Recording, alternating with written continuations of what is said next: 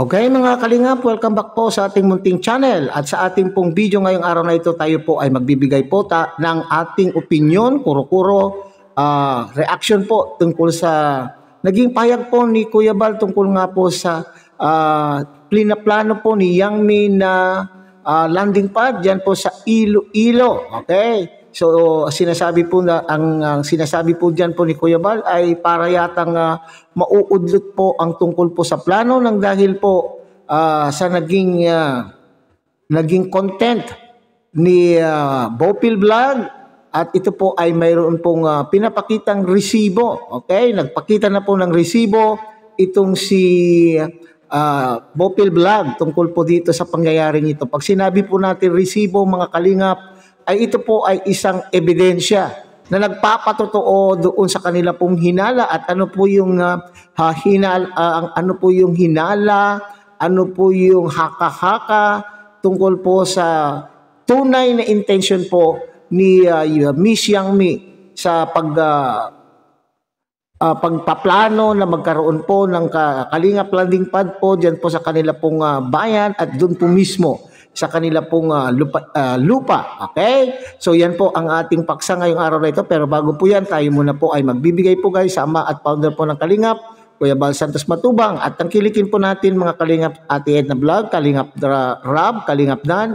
At siyempre kung bagong silip lang po kayo sa munting channel na ito, sana po ay inyo rin pong tangkilikin sa pamamagitan po ng pag-like, share, and subscribe. At tuloy pindutin na rin po ang notification bell at nang sa ganun tayo pa rin po ay magkita-kita, magsama-sama sa susunod pa pong mga reaction videos na ating gagawin. Likewise, may galod shout out sa ating mga kasamaan po dyan sa Karepa, Kalingap Reactor Partners sa pamumuno po yan ng ating Presidente Javier De Leon aka Birador. So bago po natin ipagpatuloy mga Kalingap ang ating pagbibigay ng ating komento, kuro-kuro, opinion at reaction tungkol po sa naturang paksa, atin munang panuorin mga Kalingap ang isang maikling video clip po na atin pong kinuha doon sa naging live po ni Kuya Bal at dito nga po ay ipinapahayag niya po yung kanya pong desisyon na parang ayaw na po niyang ituloy ang naturang plano po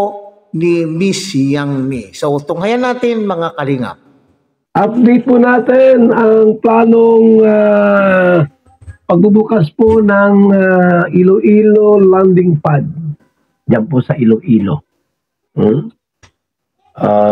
Sa lugar po ni Yang Mi. Magandang plano na po ang gagawin po natin dyan. Medyo mayroon tayo ngayong pag-uusapan. Kasi mayroong nag-content. May nag-content at mayroong resibo. Mayroong resibo. Ha? So, ibig sabihin pala sa content na yon ni Bopil Vlog mga Kalingap, dito daw po natauhan itong si Kuya Bal. Nahimasmasan po si Kuya Bal po sa kanya pong naging desisyon. Nung una kasi mga Kalingap ay gustong-gusto po niya yung idea na tayo na ang Kalingap po ay magkakaroon po ng Kalingap ng landing pad po diyan po sa Iloilo dahil ang offer o proposal po ni Miss Yang Mi mga Kalingap ay libre lahat. Okay, so libre ang building, libre po ang tubig, libre po ang ilaw. Okay, so pag ganoon po daw po ang sitwasyon po ng landing pad, so madidiskarel po yung mga ambassadors ay yung mga magiging mga scouters na lamang po sila. Yun po yung kanya pong sinasabi nung unang kanyang naging pahayag. So dito sinasabi nang dahil nagpakita po itong si Bopil Vlog ng kanya pong resibo kaya po nabago po ang naging desisyon po ni Kuya Bal. Sapat nga ba itong ipinakita po na resibo po ni Bopil Vlog na maging basihan po sa magiging desisyon po ni Kuya Bal? Sapat kaya po yung resibong po yun mga Kalingap? Pwede mag-content ka po ng walang resibo. Yung haka-haka. Anong English na haka-haka? Ano yung haka-haka? Bakit haka-haka? Haka-haka. Hearsay. Haka-haka. Anong English sa haka-haka? Yung nagdududa ba yan? Yung haka-haka, nagdududa. Hearsay. Hearsay. Yan. Haka-haka. Hindi pa talaga totoo. Kasi haka-haka nga eh. Mga sabi-sabi. Ano parang ganun?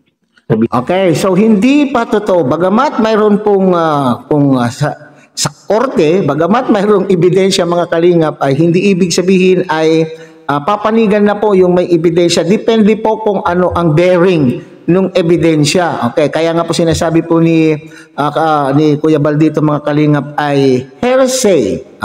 So kinakailangan patunayan mo yung ebidensya na hawak-hawak mo. So kailangan marunong kang ipagtanggol bang tawag po doon mga kalingap, marunong mong gamitin, marunong kang gamitin ang ebidensya na iyo pong inihaharap. Hindi basta-basta mayroon kang ebidensya ay paniniwalaan. Okay, so yun po yung sinasabi po ni si Kuya Bal dito mga kalingap. Bagamat mayroon pong ebidensya na inipresent po ni Bopil Vlog ay kinakailangan po ay patunayan. Okay. Patunayan mo kung ito po ay may katotohanan o wala. Okay. Pero yung kay Bopil Vlog ay gumamit siya ng resibo. Dapat po ay masagot ni advisor Derek Nuelsa at maging sa ating pong directress kasi baka mauudlot, no? Mauudlot. Hindi po yung landing pad. Kasi anytime pwedeng gumawa si Yang Mi ng landing pad duman sa Iloilo. Mauudlot yung pagpapadala ng mga scouters. Okay, so yun po malinaw po yung sinabi. Sinabi po dito ni Kuya Bal ay hindi naman daw po mauudlot yung pagkakaroon po ng landing pad kung talagang gugustuhin po ni Miss Yang Mi na magkaroon po ng kalingap landing pad doon sa kanila pong lugar. Ang mauudlot po dito yung pagpapadala po ng scouters, mga ambassadors kung sakasakali, hindi po ba? Kasi may kwento po riyan mga kalingap na meron daw po nagko-komento po kay Kuya Bal na dapat hindi magpapadala po ng mga scouters po dyan na hindi taga Iloilo kasi peligro. Peligro daw po. Maraming mga kwento-kwento pero those are only superstitious. Okay? So maaaring yan po yung sinasabi po ni Kuya Bal dito mga kalingap. So ang mauudlot lamang po ay yung pagpapadala ng scouters. Pwede naman pong ipagpatuloy po yan ni Yang Mi at iangkla na lang po niya yung gawain po ng landing pad po doon sa mission and vision po ng kalingap kung talagang gustuhin po ni Miss Yang Mi na magkakaroon po ng kalingap landing pad dyan po sa kanila pong lugar. Yung paano po natin na yung mga ambassadors ay i-abolish, yung mga deputy i-abolish, ay baka mahudlot. Mabuti po, naglabas ng resibo itong si Bopil. Naglabas ng mabuti pa pala, no? Sabi ko, teka lang.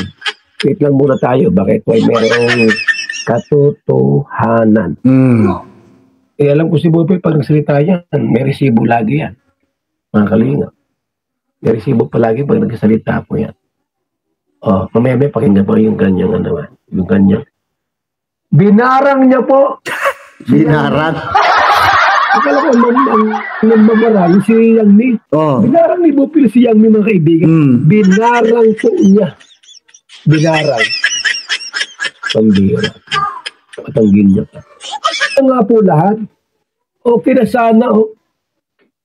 Wala nang ambassadors, wala nang deputy. Scouters na sila. May humarang. Sa aking opinion mga kalingap, kung halimbawa man po ay libre po yung building ng kalingap landing pad, ito yung sinasabi po ni Kuya Bal na madidiskaril, ma-abolish yung ambassador, deputy at sila po ay magiging scouter. Yan po yung landing pad kung yung landing pad po ay libre. Kagaya po itong ino-offer po o pinopropose po ni Miss Yang Mi. So yan po yan. Yan po yung sinasabi po ni Kuya Bal. May nag-confirm. Po. Kaya nabago agad yung ating pong ay may resibong ginamit si Bupilay. Sabi ko, pag ginaya mo lang, wala kang resibo, paninira kay Yang Mi yan. Paninira yan kay Yang Mi pagkagan. Dapat may resibo ka. Naglabas po ng resibo.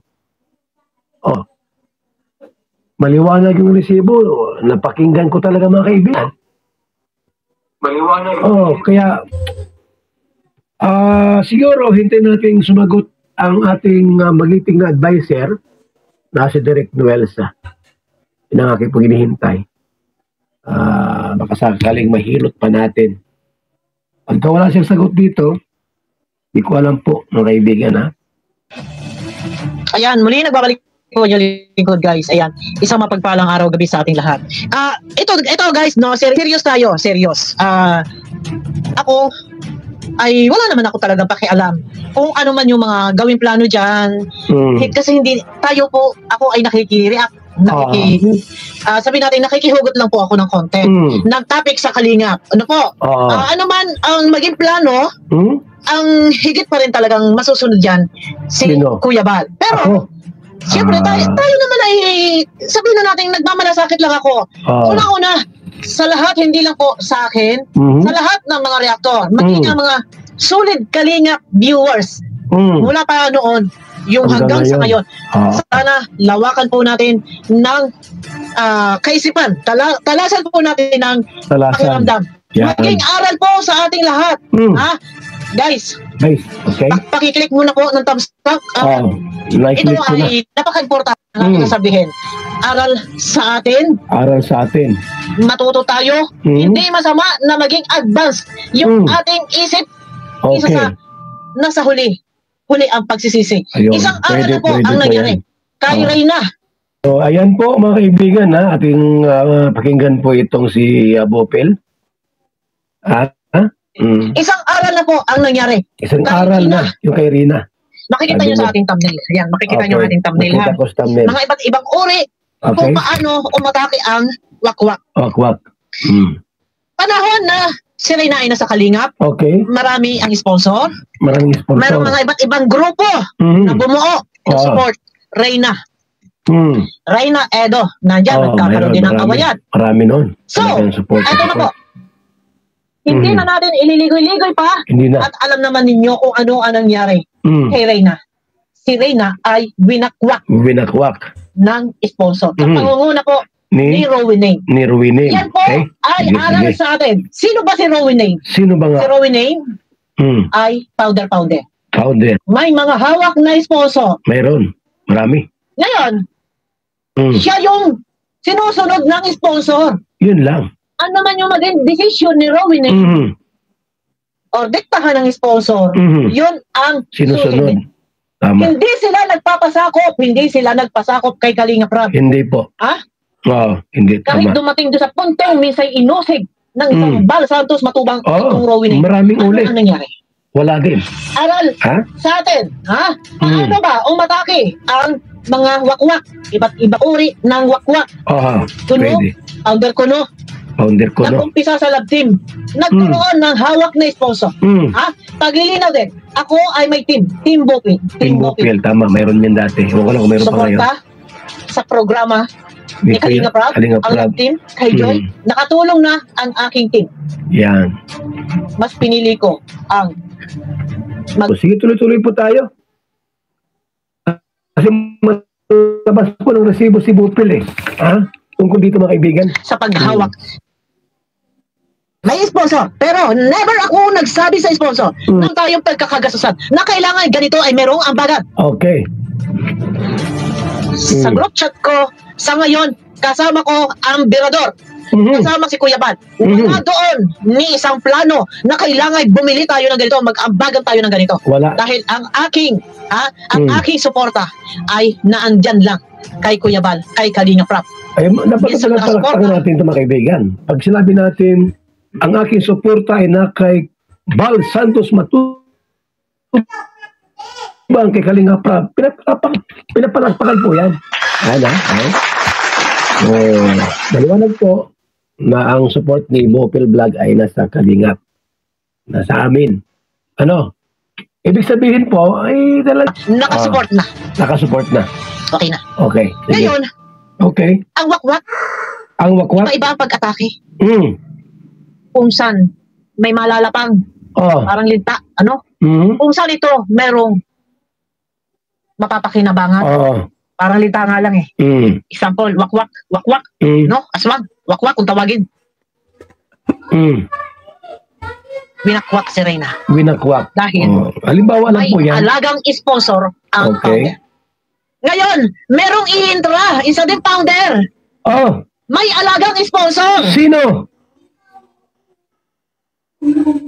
Ayon sa live ni Ate Maloy. Ayun. Sure. Kay Malo. Umano, tayo gumagamit. Kay Malo, ha? Di umano, pare-renovate ang bahay. Yun. Okay. At pag-uwi niya, Si Malo de los Santos ito. magcha-charity na po siya. At Pinaresibo sa niya, Ilocano, gagawin na pong landing pad yung bahay nila doon na iniwan na dahil nakatira na rin sila dito sa Maynila. Mm. Sponsor niya. Yun. Sponsor niya, dating sponsor. Sponsor niya. Na Okay. sponsor nila na paano sila tumulong dito sa Yungkan. Mm. Ayun, ha? Yun ang resibo po Ano mo kami ni Bopil. Yung live po ni Malo de los Santos.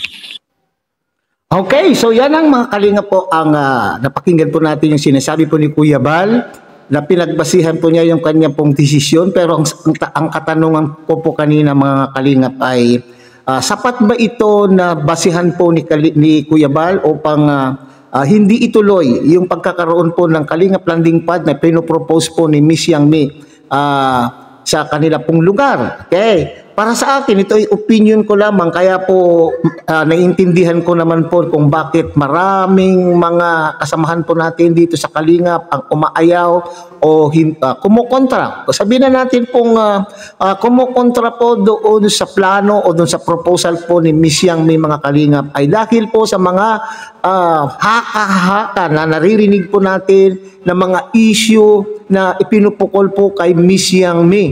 Bagamat sabi nga natin nakakatulong po sa mata po ng mga viewers ay nakakatulong po yung kanyang team, pero may lumalabas din po na mga issue dito mga kalingap na ito daw pong itinutulong po ng kanila pong team ay hindi naman po lahat ay galing po kay Miss Yang Mi, kundi ito po ay galing din po galing din po ito sa mga sponsors na nariyan po sa kanyang team.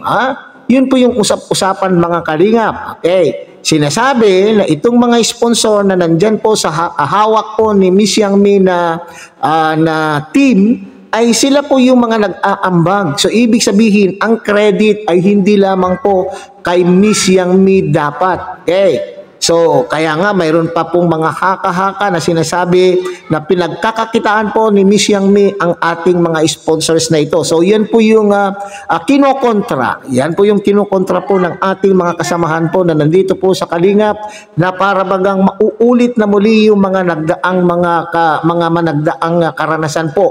Na karanasan po ng Kalingap. Na para bagang ginagamit po itong mga sponsors na ito upang sa ganun ay sila po ay sa kanila pong sariling pakinabangan.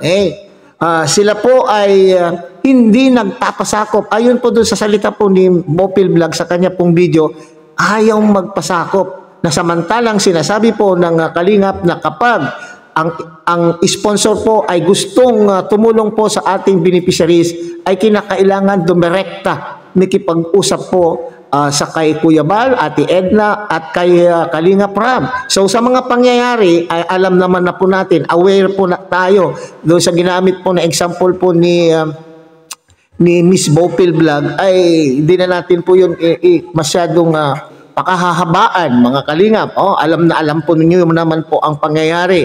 Ang pinangangambahan po ng ating pong mga kasamahan ay maulit yung pangyayari na mawakwak o maaswang. Sinabi, mawakwak, maaswang po ang pinaghirapan po ng ang ating mga kasamahan po dito sa Kalingap. Yun po, At bukod po doon ay ayaw po ng kalingap na magamit, ayaw po nila Kuya Bal, ayaw po nila na magamit po ang kanilang foundation, Kalingap Foundation, na gamitin ng ilang individual para sa kanila pong mga sariling kapakinabangan. Bagamat sinasabi naman po ni Miss Yang Mi na wala siyang kinikita sa mga sponsor na kanya pong mga hawak sa kanya pong team, yan po ay patunayan po ni Miss Yang Mi, mga kalingap. Okay, so tayo naman po ay nasa bandang gitna lamang po tayo. Okay, dito naman po tayo magbibigay ng ating opinion po tungkol po doon sa naging live po o doon sa naging upload o video po ni Miss Malu de los Santos, mga kalingap, Okay, so ako ay naniniwala, mga kalingap, para sa aking pananaw, ako ay naniniwala na kung bagamat ay nagsabi po si Miss Yang Mi na kanya pong desire, ang kanya pong plano na pagkakaroon po ng landing pad dyan sa kanilang lugar. At nung una, sinabi ko sa aking content ay akin naman pong sinusuportahan. Okay? Kasi doon sa pagsabi po niya na sa kanya na po lahat. Siya na po ang lahat ang bahala. Pero ito naman po sinasabi po ni Miss Malu ay sa tulong po, ipaparenovate po yung lumang bahay na hindi na tinitirhan sa tulong po ng mga sponsor. Ayon po yan kay Miss Malu de los Santos. Ay, teka muna, kaya tuloy nakapag-isip-isip din ako, mga kalingap. Teka muna, akala ko ba magtatayo itong si Miss Yang Mi ng landing pad sa kanyang pinaghirapan, sa kanyang resources o sa kanya pong gastos, na walang tulong po ng mga sponsor. Pero dito lumalabas po doon sa sinasabi po ni Miss Malu de los Santos na tutulong po ang mga sponsor at i-renovate pa. Anong ibig sabihin nito? Kaya dito tuloy nagkakaroon po ng hinala ang ating pong mga taga-subaybay, ang ating pong mga kasamahan po na Kalingap partners. Ano po yung hinala? Hinihinala po nila na at paano na kung yan po ay ipapagawa po sa tulong po ng mga sponsors. Kung wala na pong landing pad po dyan, kanino mapupunta na po ang bahay? Kanino mapupunta yung building? Di po kay Yang Mi. Ibig sabihin, nagkaroon po siya ng anong tawag po dito, benepisyo, ang tawag diyan kung yan po ay, so yan po ay advantage. Okay, advantage po yan kay Miss Yang Mi na napaganda yung kanilang bahay po dyan sa probinsya, bagamat sabi po nga ay hindi na po nila dyan nakatira, pero dahil po sa sponsor, maaari nating sabihin na gumanda po yung bahay po nila dyan sa probinsya nang dahil sa mga sponsor. Ngayon, kung yan po sana ay ipaparenovate ni Miss Yang Mi na walang mga sponsor na tutulong, siguro naman po ay welcome po yung proposal na approve po yung proposal na yan, hindi po ba? At walang hinala po ng mga ibang kasamahan po natin, hindi maghihinala ang ating mga taga-subaybay na parang walang hidden agenda, hindi po ba? Yun kasi po yung punto, yung sinasabi po ni Miss Malu, bagamat wala tayong maano sa sponsor. Ang sponsor po ang may decision yan na sila po ay tutulong. Hindi natin masisisi yung mga sponsor kung talagang sila po ay nagpusa at gusto po nilang tumulong.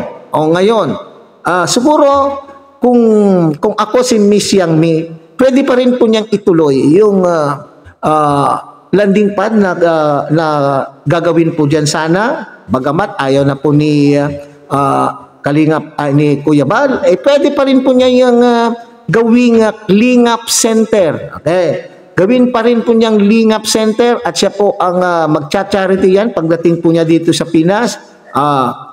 siya na po ay, pero yung programa pa rin po ng Kalingap ay dapat po rin niyang nandyan. Kung halimbawa gagamitin po ni Miss Yang Mi yung pangalan po na Kalingap Center po ng Kalingap. Okay. So, dapat nakaparallel o nakaangkla po yung mission and vision po ng Kalingap po dyan sa isasagawa po ni Miss Yang Mi na Lingap Center na gagawin po dyan sa kanila pong lugar. Kung talagang gugustuhin pong ituloy ni Miss Yang Mi. Pero dahil po sa mga usapin na ito, maraming haka-haka, maraming sabi-sabi, maraming mga nahati ang mga opinion ng mga Kalingap partners, mga Kalingap solid supporters, siguro mas nararapat na lang po na huwag na munang ituloy ni Miss Yang Mi at nang sa ganun ay mawawalan pa po siya ng